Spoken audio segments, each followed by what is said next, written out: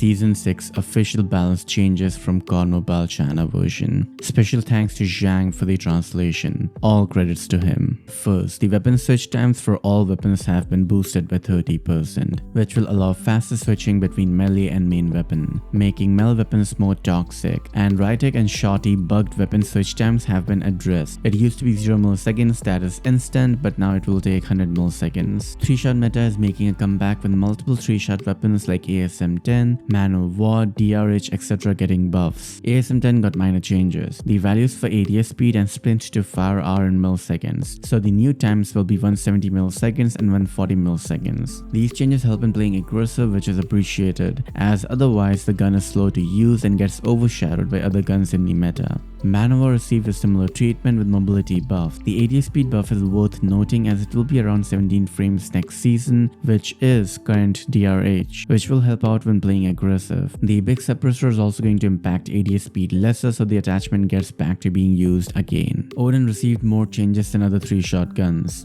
Base mag buff is nice, which will give more bullets to extended mag 2, although 20 bullets with the slow firing was completely fine, while we can choose not to use the mag attachment next season. Mobility buffs are alright, but it is more like maintenance changes. It does not impact the weapon too much. Just the ADS speed buff and big suppressor making ADS speed less worse is appreciated, as base ADS is slow and 22% was quite high for the big suppressor. Gunsmith builds won't change as range boosting isn't meaningful on Odin. It is only useful for extending the 2-shot range. You can watch my full analysis here. The other changes are actually really good. First is the improved hitbox, as previously it was only head and rest of the body for base hitbox, but now the arms are considered too. The damage has got a buff and range is also improved, and the good 3-shot range, which was 15 meters previously, is now 17 meters, and we can range boost us further. You can watch the full analysis here. Mid-range got slightly nerfed, but the range boosting will get us back the lost range. OTM mag is still usable, but the base gun got some really nice changes. And finally, BR also got improved damage profile, so overall compared to other 3-shot guns, DRH got the most worthwhile balance changes. And now is a good time to leave a like and a comment to help out the video. KN44 got minor changes, same with LK24. QQ9 hipfire buff is nice as it is an aggressive weapon, and better hipfire always helps out. And flinch buff is also worthwhile. They fixed the reload animation for reload cancel, and the hitbox buff is nothing special.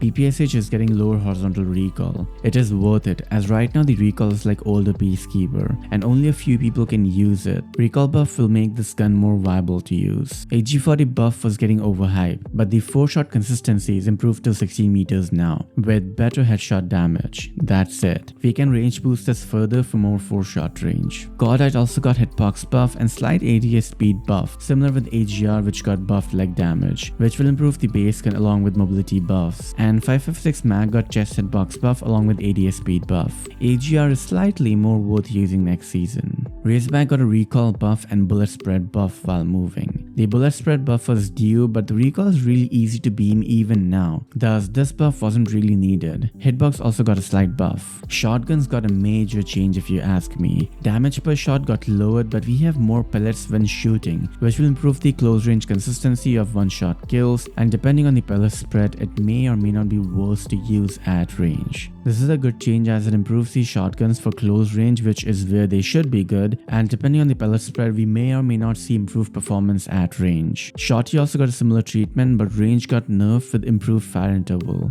300 milliseconds of fire interval is still a lot that most other guns will kill us if we miss our shots, and we have a similar scenario with other shotguns as well. I'll make an in-depth video on these shotguns changes very soon, stay tuned. Aim shake for certain guns are getting a buff, which wasn't needed for all of these guns. Only QQ9 was in dire need of this buff, and maybe Bison and Man of War. These other guns don't have much issue with aim shake. SVD nerf was overhyped because people are saying it won't be meta anymore, but it is just a range nerf, which only nerfs the 1-shot kill range, which wasn't a concern as the spammability of the SVD was the main issue, which did not get addressed. SVD is still meta and the nerf did nothing on the practical performance. And those are all the gun changes. As you can see, most of them are minor changes. Odin buff was overhyped, Odin isn't meta, and you can see why in this video. SVD nerf nerf was overhyped as SVD is the same gun still. Rest, we have minor changes to hitbox and mobility or reload speeds. Nothing which changes the gun significantly. The only worthwhile ones were the damage and range changes like DRH, which makes the gun better to use now. Do help out the video by sharing it to your social media and to your COD Mobile friends. Coming to operator changes, K9 got a nerf to health and it will take one less shot to kill now. Not a big change, and K9 got a nerf the previous season already. Kinetic armor change is something major, as we have low health now at 100 and it takes longer time to recharge as well. While a good chunk of community will find this nerf to be good, it will promote a more camping based playstyle, cause kinetic armor promoted aggressive playstyle. We could be reckless and just rush the enemies without any worrying, cause we had kinetic armor to use in clutch situations. It helped against campers with double trip mines, and it has other use cases as well. Now with these nerfs, people might just camp out more. From my POV, it isn't worth to nerf these things which promotes aggressive playstyle, cause the game then becomes more campy and not fun. Let's see how the kinetic performs in practice next season, cause the charge rate nerf can be a disappointment. Purifier should have got a nerf to the effective range. The duration does not help much. It has enormous range with nearly instant tactical that causes problems. Reactical radius buff is nice, as I thought the effective range for this was low.